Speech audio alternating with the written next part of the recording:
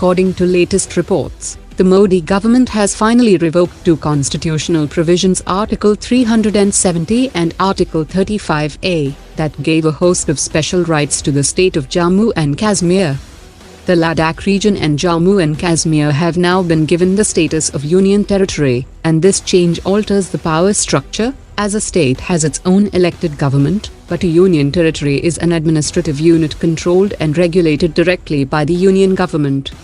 After the removal of the special status, people from any part of India will be able to buy property and permanently settle in the state.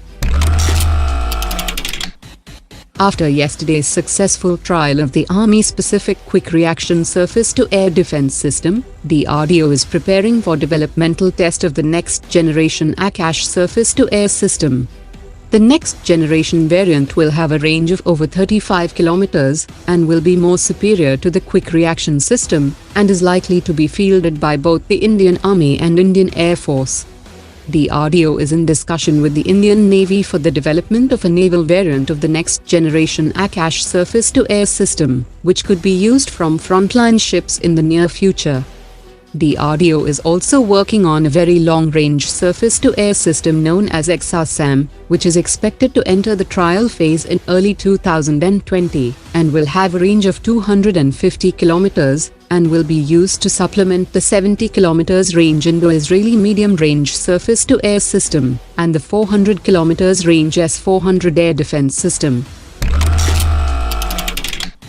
India is set to embark on a 10,000 crore rupees project to design and develop an indigenous medium-lift helicopter that is essentially aimed to replace the large fleet of Mi-8 and Mi-17 helicopters. The Indian multi-role helicopter plan will involve a tough development program that will include multiple tests to prove the sturdiness of the design before it can be certified for military use. With a requirement of over 550 helicopters, this would be the largest helicopter design attempted by India, and officials have said that the work has started on the approval process, and the first helicopter could make it to the skies for testing within 2 years after the allocation of the funds. China has launched 3 more remote sensing satellites from its satellite launch center in southwestern China, which have been positioned at an altitude of 600 kilometers and inclination of 35 degrees. The satellites are mainly designed for military signals intelligence purposes and can geolocate military platforms, particularly ships, by intercepting electromagnetic transmissions. The satellites are positioned in relatively close proximity that can measure time difference of arrival of intercepted signals, from which the position of the source can be determined.